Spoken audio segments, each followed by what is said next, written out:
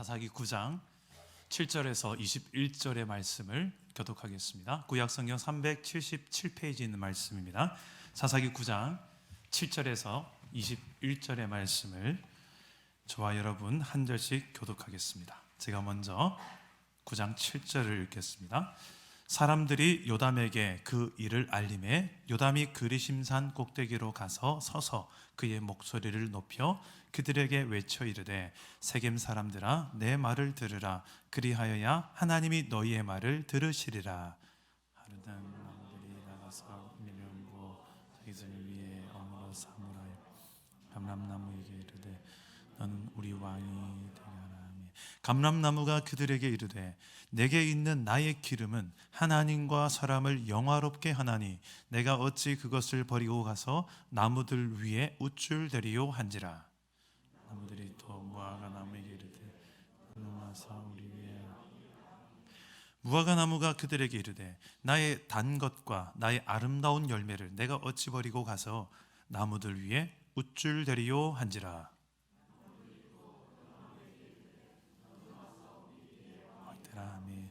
포도나무가 그들에게 이르되 하나님과 사람을 기쁘게 하는 내 포도주를 내가 어찌 버리고 가서 나무들 위에 우쭐대리요 한지라.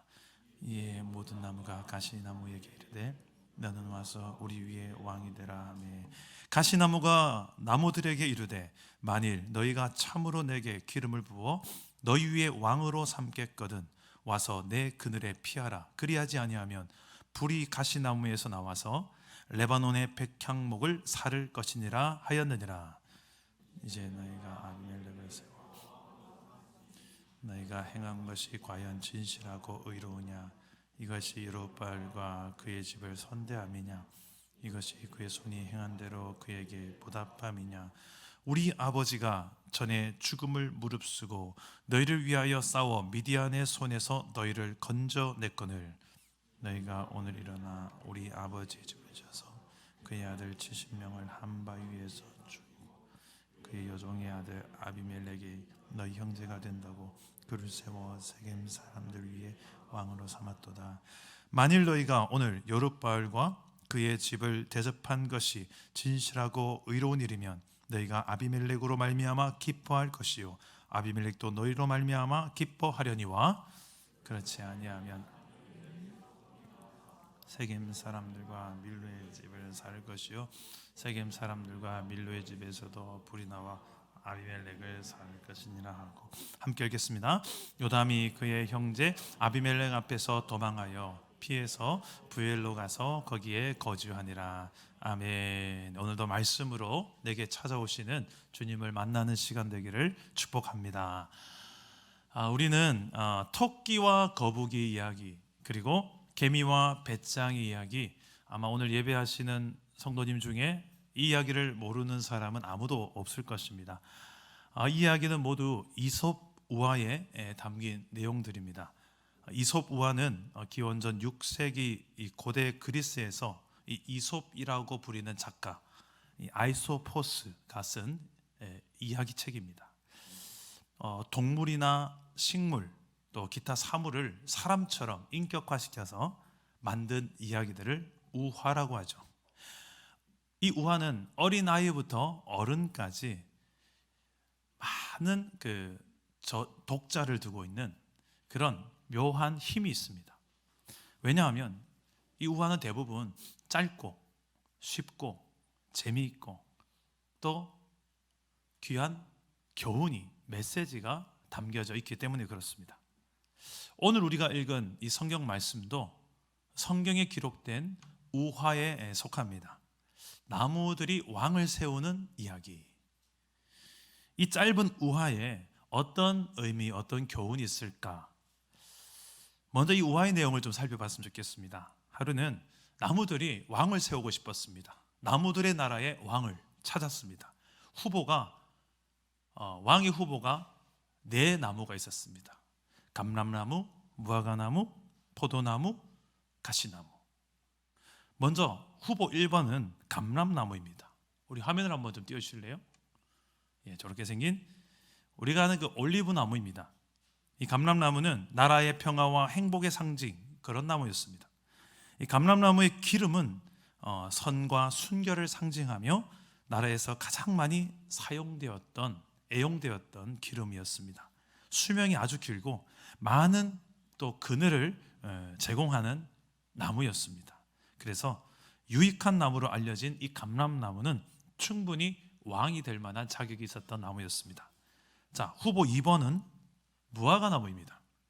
여러분, 무화과나무를 우리나라 사람들도 좀 잘 아실 것 같습니다. 무화과나무는 많은 열매를 맺었고 자연 그대로를 말려서 빵의 재료로도 사용하고 또 음식을 달달하게 만드는 그런 용도로도 애용되었습니다. 그리고 무엇보다도 이 무화과나무는 많은 또 그늘을 제공했습니다.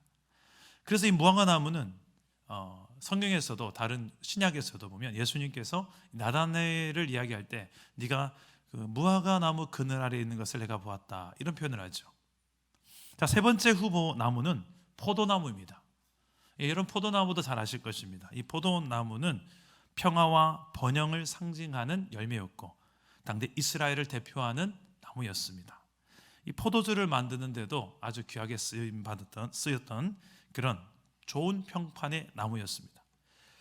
크지는 않지만 포도나무도 넓은 잎사귀로 그 아래에 그늘을 만들었던 나무였습니다. 이 세 나무 모두가 다 왕이 될 만한 자격이 있었던 유익한 나무였습니다. 좋은 평판이 있었고 아주 유익하게 쓰였던 나무였습니다. 그런데 이 세 나무가 다 왕이 되어 주십시오 요청하는데 거절을 합니다. 내가 뭐라고 거기 우쭐대려고 그 왕이 되겠느냐? 나는 지금 내게 주어진 자리가 충분하다. 나는 충분히 이런 좋은 선한 역할을 하고 있고 내 사명의 자리에서 충분하다. 나는 거기 서서 우쭐대지 않겠다라고 하며 거절합니다. 원래 왕의 자리는 우쭐대기 위해서 세워지는 자리가 아닙니다. 그런데 이 대화의 내용을 보면 우쭐댄다라는 표현이 나오죠. 아주 부정적 의미로 왕의 자리를 이야기합니다. 자, 이 세 나무는 거절했지만 이제 마지막 후보가 남아 있었습니다. 바로 가시나무입니다. 여러분, 가시나무를 한번 좀 보셨을 것입니다. 이 가시나무는 거절하지 않고 왕이 되겠노라고 이야기합니다. 나아가 한술 더 떠서 나의 그늘 아래에 들어와라. 내 통치 안에 들어와라. 그러지 않는다면 이 가시나무에서 불이 나와서 너희를 심판할 것이다. 협박까지 해가면서 나를 왕으로 세워야 한다고 이야기합니다. 그런데 여러분, 사진을 보시면 아시겠지만 이 가시나무는 그늘이 거의 없습니다. 오히려 가시만 많을 뿐이죠. 만약에 저 가시나무 밑에 그늘을 찾아서 들어간다고 생각해 보십시오. 그늘은커녕 가시에 찌를 것입니다. 그런데 이 가시나무는 내가 왕이 되겠다고, 내 그늘 아래 들어오라고 이야기하는 이야기입니다. 여러분, 자, 이 이야기, 이 우화는 어떤 교훈을 담고 있을까요? 여러분의 자녀, 손주들에게 이 이야기를 해준다면 이 내용을 어떻게 교훈하고 싶습니까? 이 이야기의 의미를 담은 내용이 그 다음에 어떤 내용으로 이 우화를 이야기했는지 나오는데요. 우리 16절 말씀 우리 함께 읽어보겠습니다. 16절입니다. 시작. 이제 너희가 아비멜렉을 세워 왕으로 삼았으니 너희가 행한 것이 과연 진실하고 의로우냐? 이것이 여룻발과 그의 집을 선대함이냐? 이것이 그의 손이 행한 대로 그에게 보답함이냐? 자, 여기서 너희 할 때 너희는 누구냐면 세겜 사람들입니다. 세겜 지역에 살았던 사람들. 이 세겜 지역에 살았던 사람들은 왕을 세웠는데 이스라엘의 왕으로 누구를 세우냐면 아비멜렉이라는 사람을 세웁니다. 그리고 세겜 사람들은 그곳에 왕의 아비멜렉의 친인척 가족들이 세겜에 있었습니다. 그래서 세겜 사람들은 이 아비멜렉을 왕으로 세우고자 했던 가장 중요한 이유는 내 혈통이니까, 내 가족 친척이니까, 다른 이유가 없었습니다. 저가 왕의 자격이 있는지 없는지, 리더십이 있는지 없는지 이게 중요하지 않아요. 나랑 친족이니까. 그래서 이 세겜 사람들은 그들이 그 당시에 믿었던 우상이 있었습니다. 바알 브릿. 바알 신을 믿었는데 그 바알 신을 믿었던 그 신전에서 은을 70개를 가져다가 정치 자금으로 줍니다. 은 70개를 정치 자금으로 아비멜렉에 줍니다. 이 아비멜렉은 왕이 되고 싶은데 정치 자금 필요하지 않겠습니까? 이 정치 자금을 어디다 쓰느냐? 조폭을 봅니다. 조폭을 불러다가 조폭을 데리고 어디를 가냐면 나보다 더 왕이 될 만한 왕의 후보들을 다 처단합니다. 같은 바위 위에서 70명의 배다른 형제들을 다 쳐 죽입니다.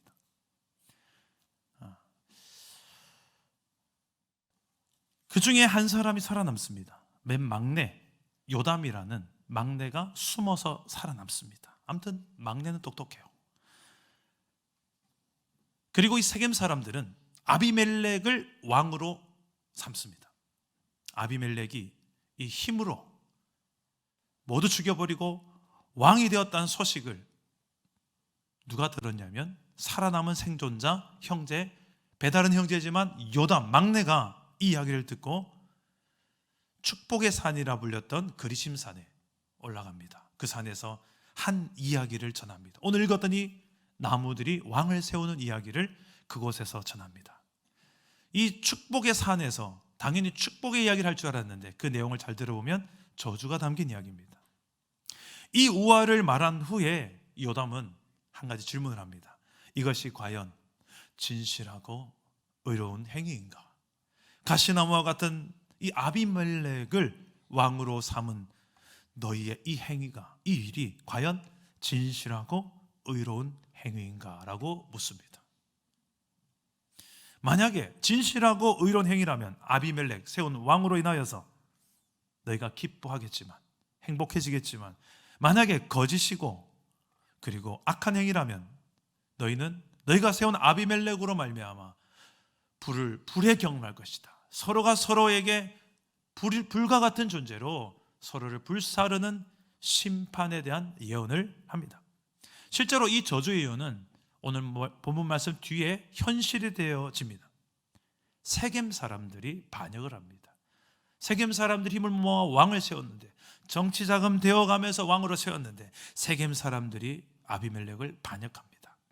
그리고 이 반역 소식을 듣게 된 아비멜렉은 세겜 사람들 모조리 다 죽여버립니다. 세겜성을 허물어 버리고 소금을 뿌려버립니다. 그리고 마지막 결말은 이 아비멜렉도 한 여인의 손에 의해서 어처구니 없게 죽습니다. 이 성루에서, 성읍 위에서 맷돌을 던져서 머리에 맞추는데 이 여인의 손에서 떨어진 맷돌에 맞아서 두개골이 껴져 죽어가는 가운데 내가 저 여자한테 죽는 게 너무 수치스럽다. 내 옆에 무기 든 사람한테 나를 죽여다오 해서 정말 비참한 최후를 맞이합니다. 예언대로 된 거예요. 자, 이 성경에 담긴 요담 우화가 오늘 2023년도를 살아가는 저와 여러분들에게 주는 교훈은 무엇일까? 우리와 상관없는 이야기라면 성경에 기록되지도 않았을 겁니다. 목사님, 저하고 상관없는 이야기 같은데요. 과연 그럴까요? 오늘 한번 이 두 가지 교훈을 한번 잠시 오늘 말씀에 비춰보면서 내 안에 이렇게 생각해야 될 영역들은 없는지 돌아보았으면 좋겠습니다. 첫째로 우리 따라해 봅시다. 오직 하나님만이 왕이시다. 성경 전체에 걸린 핵심 주제입니다. 오늘 이 말씀에서도 우리의 진정한 그늘은 하나님 한 분뿐이시다. 이 땅의 진정한 통치자 왕은 오직 하나님 한 분뿐이심을 선포하는 것입니다. 시편 121편의 저자는 이 사실을 알았던 것 같아요. 그래서 그의 시편의 찬양의 노래 가사말에 이런 가사가 있습니다. 121편 5절과 6절 말씀인데 우리 화면을 보시고 한번 읽어보겠습니다. 시작. 여호와는 너를 지키시는 이라. 여호와께서 내 오른쪽에서 네 그늘이 되시나니 낮의 해가 너를 상하게 하지 아니하며 밤의 달도 너를 해치지 아니하리로다. 하나님은 내 그늘이 되신다. 너를 지키신다. 하나님을 왕으로 인정해야, 그의 통치 아래 있어야 그것이 진정한 평안이고 안전이다. 성경 전체가 이것을 말합니다. 너희는 그렇게 살 때야 비로소 행복할 수 있는 존재로 내가 창조했다라고 성경은 이야기하고 있습니다. 근데 우리가 읽은 이 본문 말씀은 사사기 시대입니다. 사사기 시대의 특징은 사사기 끝절에 나옵니다. 그때에 이스라엘에는 왕이 없었으므로, 통치자가 없었으므로 각자 자기의 소견에 옳은 대로 행하였더라. 각자 자기의 중심적으로 살았더라. 각자 자기가 왕인 것처럼 살았더라. 여러분, 그런데 이 사사기서 뒤에 나오는 이제 사무엘 상하에 왕이 누구인지를 제대로 분별할 수 있었던 대리 통치자가 나옵니다. 바로 다윗입니다.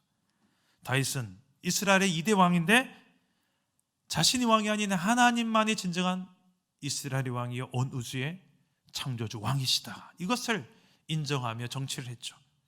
그의 고백 중에 이런 고백이 있습니다. 시편 24편 7절에서 8절 말씀인데 우리 함께 화면을 보시고 한번 읽어봅시다. 시작.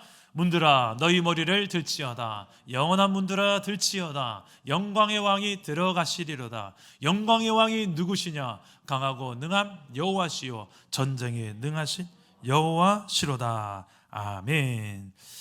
이 하나님을 왕으로 여겼던 이 다윗의 고백처럼 오늘도 2023년 오늘을 사는 저와 여러분들도 내 삶의 모든 영역에서, 물질의 영역, 그리고 모든 관계의 영역, 일의 영역, 개인의 사적인 사생활의 영역, 모든 영역에 있어서 하나님의 통치와 지배를 받을 때, 그 그늘 아래에서 살 때야만 비로소 우리는 안정과 평안을 누리며 참된 행복과 만족을 누리게 되어 있습니다. 그런데 그분의 통치를 벗어나 다른 어떤 통치를 받는 그 순간에는 우리의 삶이 만족할 것 같은데 만족하지 않고, 안전할 것 같은데 늘 불안하고, 염려와 두려움으로 살아갈 수밖에 없어요. 내일에 대한 두려움과, 그리고 외로워요. 공허하고, 채웠는데 좀 더 채우면 될까? 또 좀 더 채웠는데 허무해요. 헛되고 헛되니 모든 것이 헛될 뿐이더라. 이 전도서에 나오는 고백처럼 하나님의 통치 아래 벗어난 모든 내 삶의 체험과 누림이 다 알고 보니 헛될 뿐이더라. 다 누려봤던 솔로몬 왕의 고백 아닙니까? 여러분들은 지금 무엇의 통치와 다스림을 받는 삶을 살고 있습니까? 물질입니까? 물질의 영역에 있어서 하나님의 다스림이 필요합니다. 내가 돈을 다스리지 않으면 돈이 나를 다스리고 돈이 나를 지배하는 인생, 늘 돈에 끌려다니는 인생으로 살 것입니다. 세상의 명예와 인정, 인기의 영역도 마찬가지입니다. 권력과 기득권도 마찬가지입니다. 늘 내 눈에는 그게 보이거든요. 그거에 질질 끌려다니고 그거에 늘 다스림받고 구속당하는 인생을 살다 보면 내 안에 평안도 없고 행복도 없고 만족도 없어요. 세상 쾌락도 마찬가지입니다. 잠시 잠깐 나를 짜릿하게 해줄지 모르겠지만 그 짜릿함 뒤에 오는 허무함과 공허함은 더 큰 공허함으로 밀려오지 않습니까? 하나님의 통치 아래에서 벗어나는 모든 다른 것들로 하나님을 대체하려는 모든 세상의 쾌락과 명예, 권력, 물질, 이 모든 것들이 우리의 삶의 진정한 만족이 될 수 없다는 것입니다. 하나님만이 나를 다스리는 삶, 여러분 그런 삶은 구체적으로 어떻게 살면 될까요? 하나님의 통치 아래 살아가는 삶은 하나님의 영이신 성령의 다스림을 받는 삶입니다. 하나님의 성령은 어디에 계시냐? 예수 믿는 자라면 누구나 다 그 안에 오십니다. 내주하십니다. 성경이 이것을 약속합니다. 그 성령의 통치와 다스림, 성령의 생각을 따라서 내 생각을 복종시키며 그분의 생각에 다스림을 받는 삶을 살 때 우리는 내 육체의 소욕대로 내 마음대로 살지 않고 세상의 원리대로 그냥 사는 것이 아니라 하나님 나라의 원리대로 살다 보니 하나님 나라를 이 땅에서도 천국을 누리며 천국 같은 삶을 이 땅에서부터 출발하며 살게 되는 겁니다. 그 구체적인 성령의 통치와 다스림은 어떤 내용입니까? 그 성령의 통치의 내용은 여기에 다 담겨져 있습니다. 성경에 기록되어 있습니다. 이 하나님께서 우리를 향한 이 인생의 교과서, 우리 인생의 사용 매뉴얼과 같은 내 인생의 모든 문제와 모든 해답이 이 바이블 성경에 담겨져 있습니다. 그래서 하나님의 통치와 다스림을 우리는 어떻게 받습니까?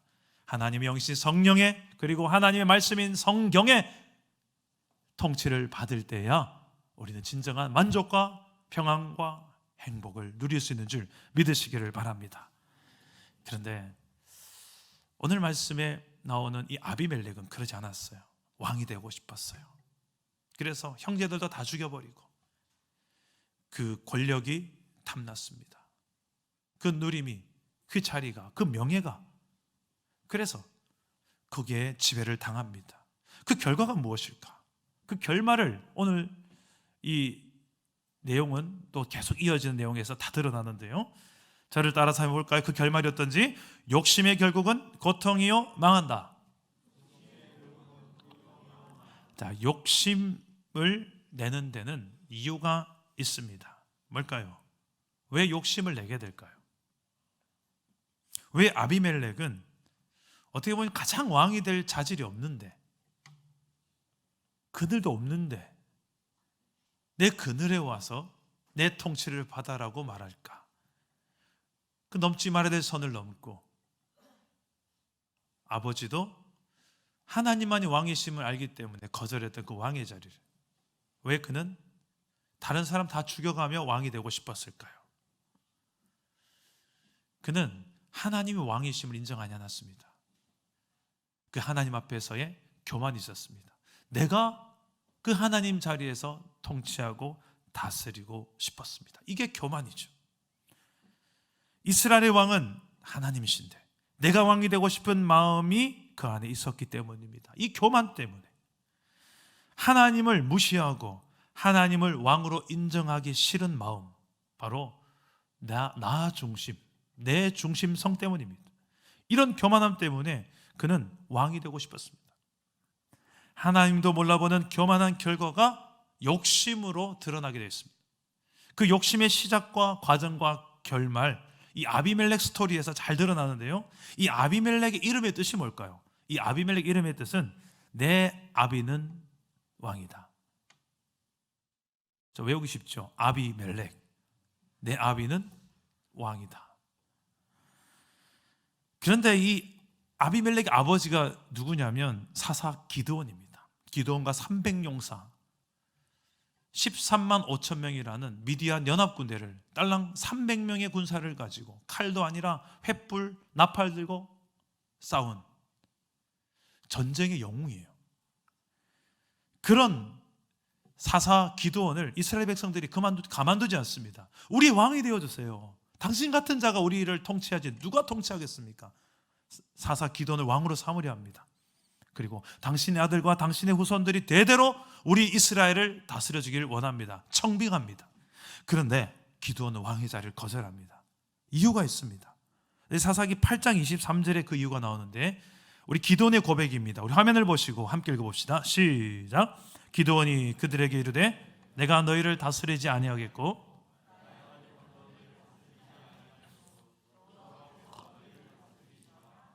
자, 기드온은 나는 왕의 자리에 설 수 없다. 내 아들도 내 후손도 누구도 그 왕의 자리에 서면 안 된다. 이유는 그 자리는 하나님만이 이스라엘을 다스리기 때문이다. 너무 정답을 여기에서 이야기합니다. 이거 잘못 지켰어. 사사기가 계속 사사기에서 나타난 이스라엘의 고난이 계속 악순환이 일어납니다. 우리 인생도 마찬가지예요. 이거 잘 지켜 행하지 못해서 하나님의 자리에 자꾸 당겨 들어가서 우리 인생이 선순환하지 않고 악순환하는 것을 경험하지 않습니까? 자, 기드온은 이것을 알았어요. 그래서 왕의 자리는 오직 하나님만이 서야지, 내가 거기 서서는 안 된다. 내 자손 누구도 안 된다. 너무 여기까지는 굳혀 있습니다. 아주 잘한 이야기입니다. 그런데 그 후에 기드온은 자신이 했던 말과 전혀 다른 삶을 살아요. 왕은 되진 않았지만 왕처럼 살고 싶었습니다. 다 같이 우리 8장 30절과 31절을 화면을 보시고 한번 읽어봅시다. 시작. 기드온이 아내가 많았으므로 그의 몸에서 낳은 아들이 70명이었고 세겜에 있는 그의 첩도 아들을 낳았으므로 그 이름을 기드온엔 아내가 많았대요.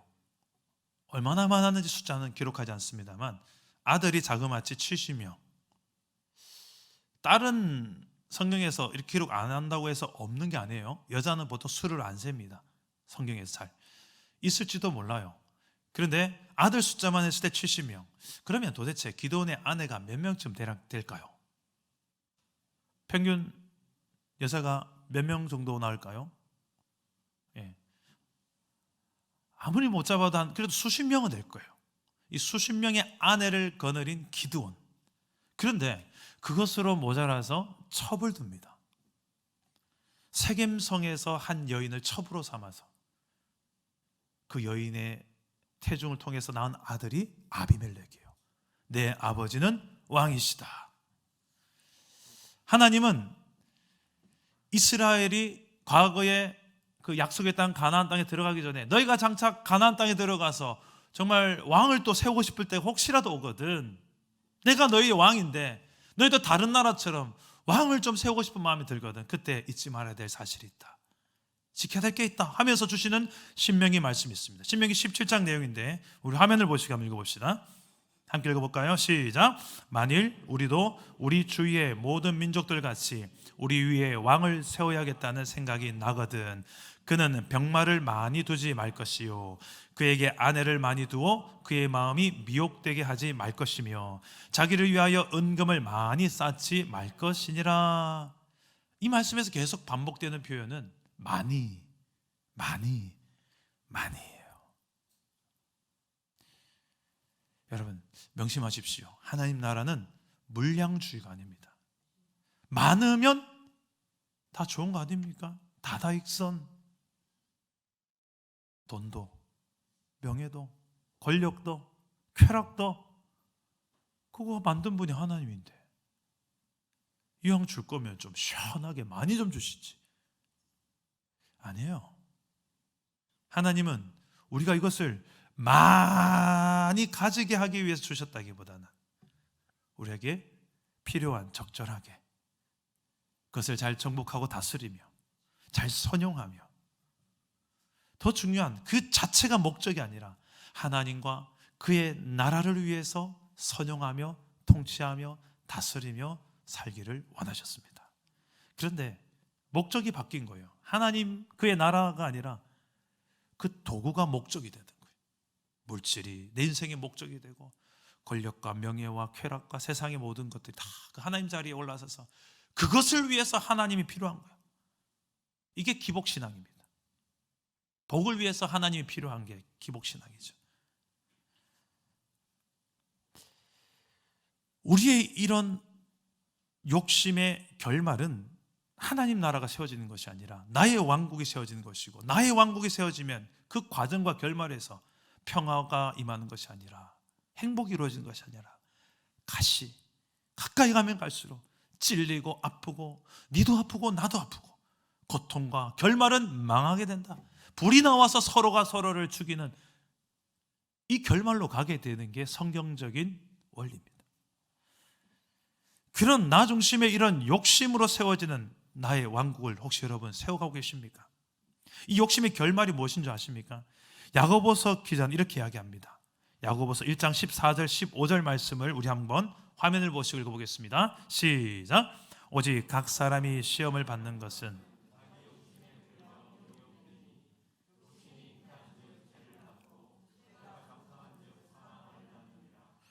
네, 아비멜렉은 욕심의 과정과 결국을 잘 보여준 인물이죠.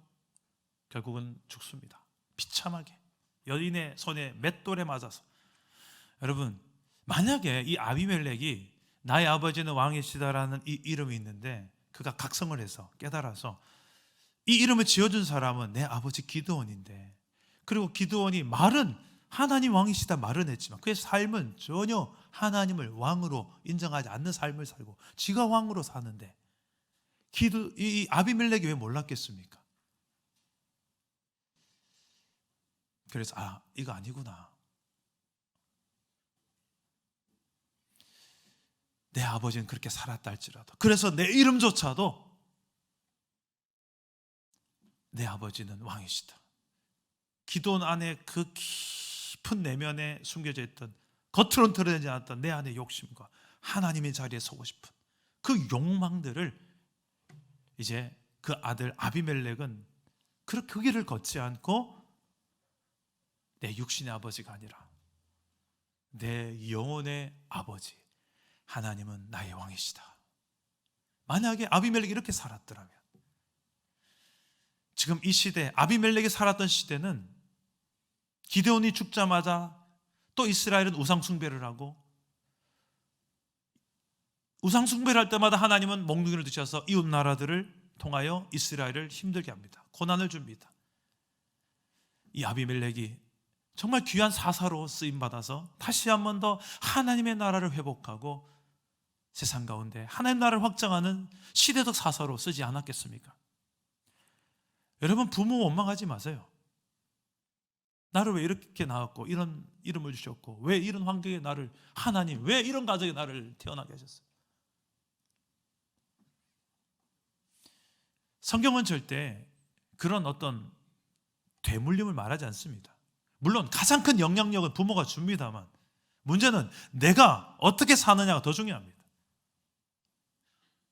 비록 부모가 그렇게 살았다 할지라도 성경을 통하여 진리가 무엇인지 알게 되고 나면, 아, 그 왕의 자리는 사람이 될 수 없구나. 이거 잘못 헷갈려서 이 고생, 이 고난, 이 쳇바퀴 사사기가 내 삶에도 계속 악순환이 되었구나. 우리 가정이 그렇게 살았구나. 그렇다면, 이것을 알게 되었다면 빨리 나부터라도, 내 삶에서부터라도 내 삶의 왕은 하나님뿐이십니다.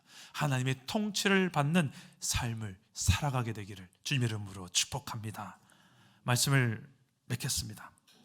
목마름 하면 생각나는 한 사람이 있습니다. 성경에 바로 사마리아 여인입니다. 그는 과거에 남편이 무려 5명이나 있었습니다. 그러나 만족할 수가 없었어요. 그래서 또 다른 남자를 만납니다. 이런 여자에게 예수님이 찾아가십니다. 그리고 제안하십니다.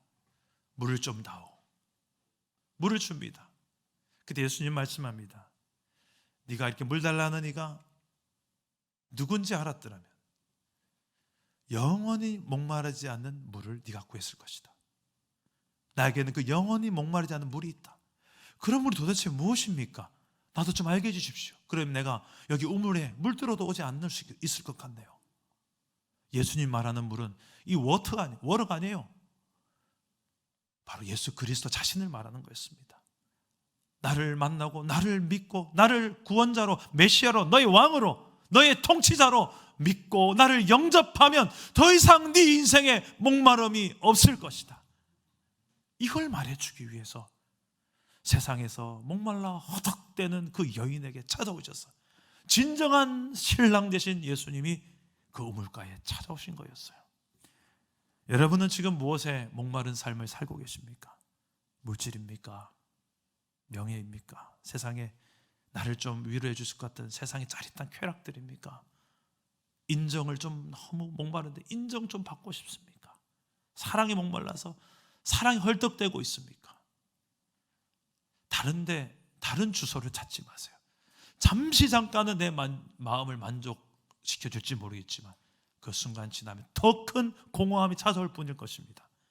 진정한 우리 마음에 영원히 목마르지 않는 생수는 오직 예수 그리스도, 그분의 통치 아래서, 그분의 그늘 아래에서, 주 안에서, 그 안에 있는 영원한 내 영생수 예수 그리스도를 날마다 만나고 그분의 통치 아래서, 그분의 말씀과 그분의 성령 안에서 살아 하나님의 나라를 맛보고 누리며 세상 가운데 증거하며 확장하며 살아가는 사랑다운 교회 공동체 되기를 주님의 이름으로 축복합니다.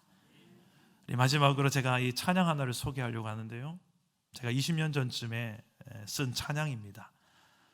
제가 이 사마리아 여인을 묵상하다가 처음에는 이 사마리아 여인을 보면서 아유, 이 여자 타락해서 문제야, 이렇게 생각했는데 가만히 보니까 이 사마리아 여인이 저더라고요. 저도 세상에 대한 얼마나 큰 목마름이 있든지 인정받고 싶고 또 즐기고 싶고, 이게 저더라고요. 제 속에 사마리아 여인이 있더라고요. 목마릅니다. 세상에 목마릅니다 해서 세상도 많이 찾아봤습니다. 그런데 그 결말은 항상 공허함과 허무함 뿐이더라고요. 아닌 줄 알면서 또 그 길을 가는 제 모습을 보면서 근준아 이거 아니잖아 하면서 또 가고 있어요. 또 하고 있어요. 내 힘으로는 끊을 수가 없더라고요. 마음은 원이로되 그렇게 안 가고 있는 내 발걸음을 내가 보더라고요. 내 힘으로 안 되니까, 나에게 충분히 절망하니까 하나님이 더 크게 보이더라고요. 하나님 날 좀 도와주세요. 하나님 내게 좀 손을 내밀어 주세요. 하나님 밖에 답이 안 나온 그때가 돼서야만 제가 하나님의 손을 붙잡았습니다. 놀라운 사실은 그분의 손을 잡고 살기 시작하니까 그분이 내 삶 전 영역에서 내 안에 이 그 무엇으로도 만족할 수 없었던 이 목마름이 해결되기 시작했습니다. 여러분들도 이번 한 주간의 삶 속에 다른 어떤 걸로 내 목마름을 채우려고 거기 찾지 마시고 오직 주 예수 그리스도를 붙드는 나의 왕, 온 우주의 왕 주 예수의 통치 아래서 말씀과 성령으로 사는 저와 여러분 되기를 주 예수 이름으로 축복합니다. 우리 찬양 한번 불러봅시다. 내 마음 깊은 그곳. 우리 함께 찬양해 봅시다.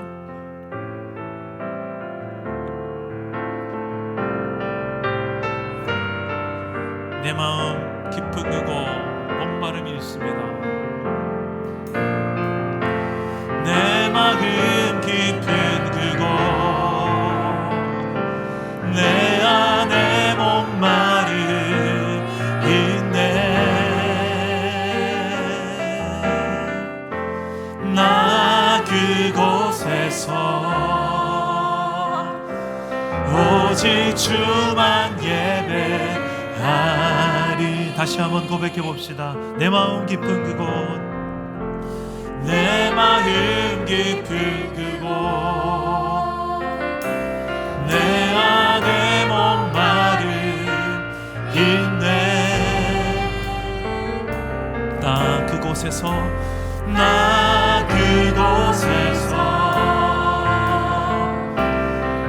오직 주만 예배하리. 주 마음 깊은 그곳에서 주 마음 깊은 그곳 나 향한 신실한 사랑 나 그곳에서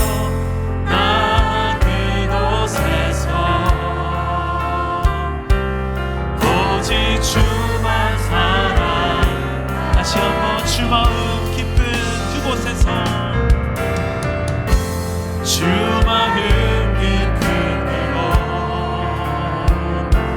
날 향한 신실한 사랑 나 그곳에서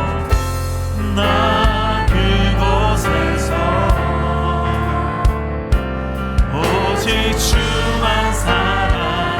우리 한 번 더 고백해 봅시다. 내 마음 깊은 그곳에 내 마음 깊은 그곳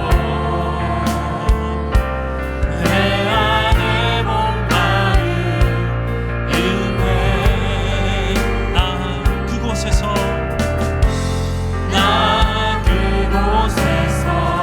오직 주님만 오직 주만 예배하리. 주 마음 깊은 그곳에 주 마음 깊은 그곳 날 향한 신실한 사랑에 나 그곳에서 오직 주만 사랑하리. 우리 한번 기도합시다. 하나님은 가시나무와 같은 나를 사랑하셨습니다. 가까이 가면 가까이 갈수록 그늘보다는 가시가 많은 난데 내가 원해서 생긴 가시가 아니라 나도 이 가시가 싫지만 내 말에 가시가 있고 내 중심에 이 분노 속에 담긴 가시가 있고 그래서 부모를 원망했고 환경을 원망하며 내 안에 가시투성인 내 모습을 서서히 발견할 때 사람들은 점점 내 가시를 눈치채면 떠나가고 경계하고 담을 쌓았지만 그러는 불구하고 내게 찾아온 한 분이 계시죠. 바로 나의 왕 예수님입니다. 그분은 가까이 오면 가까울수록 찔릴 수밖에 없는 가시 돋친 나를 향하여 더 들어오시고 더 들어오시고 가시에 찔려가며 내 안으로 들어오십니다. 그분이 내게 손을 내미십니다. 못자국 난 손으로 내가 너를 도와줄게. 내가 너를 다스리고 내가 너를 통치한 너의 왕이 되어줄게.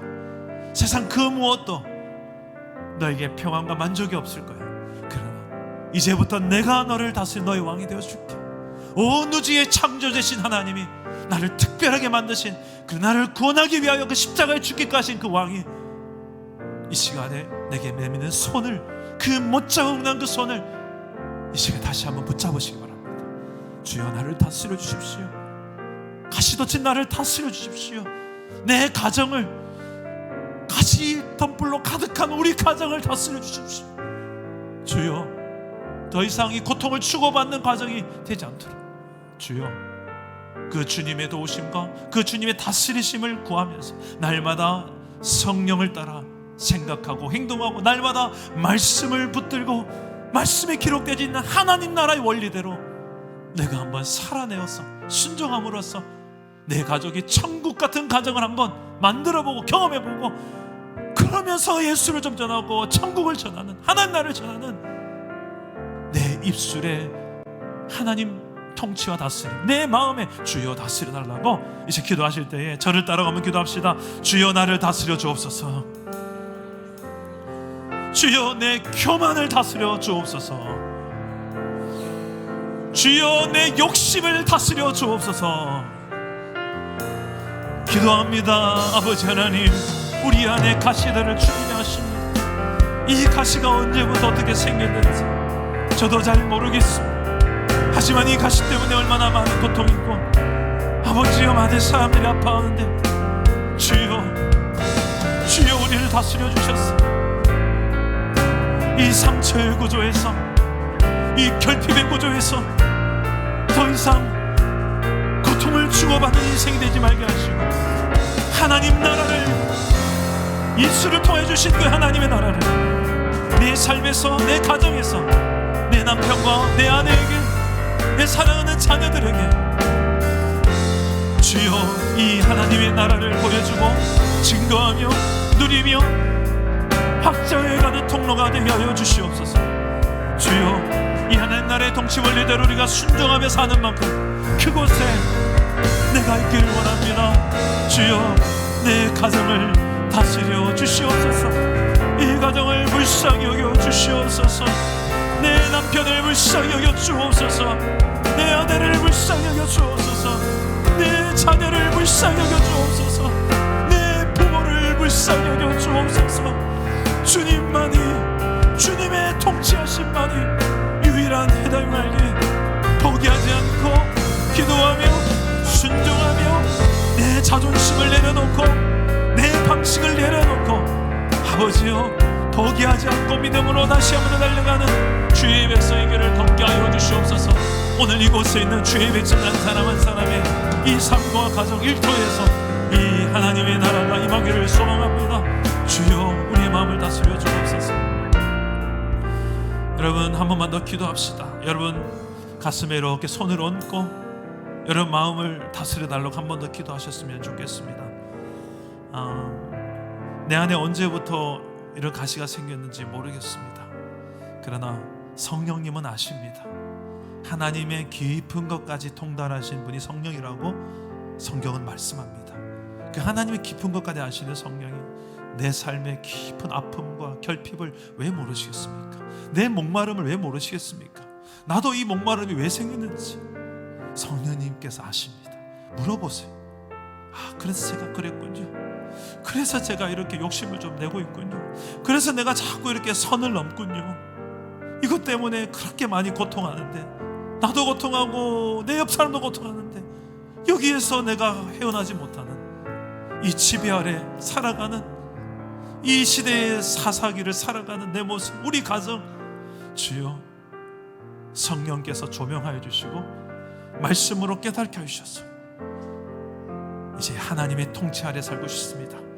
매일같이 하나님 말씀을 가까이 하고 말씀 안에 담긴, 성경 안에 담긴 하나님 나라의 원리대로 하나씩 하나씩 순종해낼 때 우리의 가정이 천국 같은 가정으로 회복되어지게 하여 주시옵소서.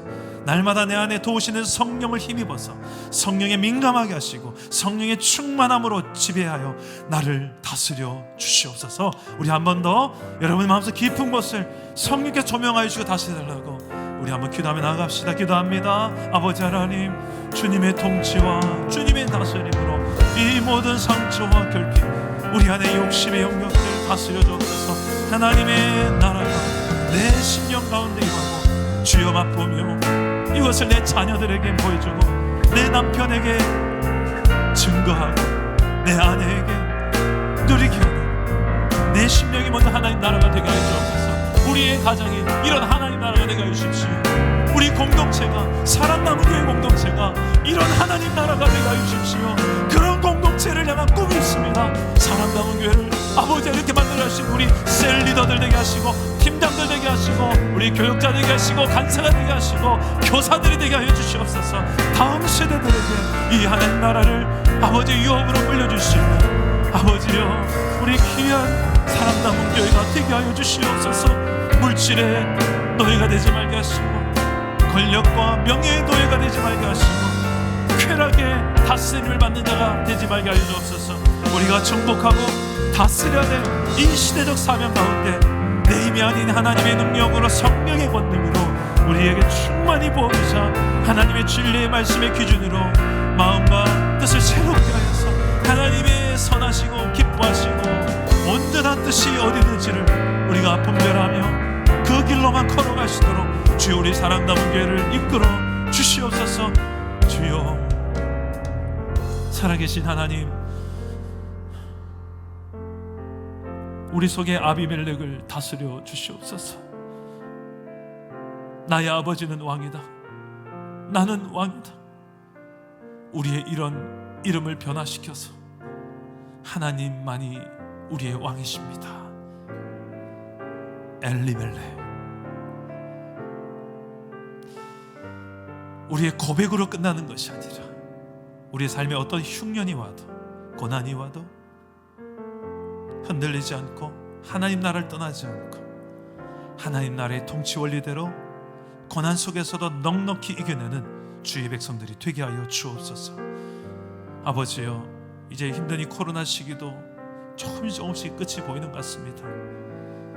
그렇다고 해서 우리의 마음이 다시 안일해지지 않게 하시고 우리에게 주어진 것이 당연한 것이 아님을 알고 정말 예배를 더 소중히 여기게 하시고 공동체를 소중히 여기게 하시고 셀 모임이 이렇게 대면에서 볼 수 있다는 것이 얼마나 소중한 것인지 알게 하여 주셔서 함께 이 공동체를 세워가는 하나님 나라가 되게 하여 주시옵소서.